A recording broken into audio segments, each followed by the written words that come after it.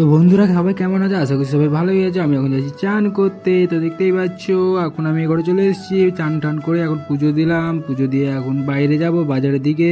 তো গাইস আমি এখন বাজারের দিকে যাব, এই বেরোয় গেলাম বাজারের দিকে। দেখো বাজারে কতটা ভিড় এখন। এই আমি হেঁটে হেঁটে যাচ্ছি, এখন টোটো চালাবো। এই দেখতে পাচ্ছ এই আমার টোটো বন্ধুরা, আমি এখন ভাড়া নিয়ে এসেছিলাম। এই দেখতে পাচ্ছ এখন রাস্তায় আছি, যাচ্ছি। এইখানে অনেক রাত হয়ে গেছে, আজকে ভাড়া পাইনি, তাই এখন এই জামাইবাবুর কাছে এলাম। জামাইবাবু এখন এই দেখতে পাচ্ছ কি বানাচ্ছে, সেটা নাম জানি না, কিন্তু একটা কিছু বানাচ্ছে। এখানে আমার ভাগ্নি ক্যামেরার সামনে আসতে ভয় খাচ্ছে, লজ্জা পাচ্ছে, মানে ভয় খায়নি।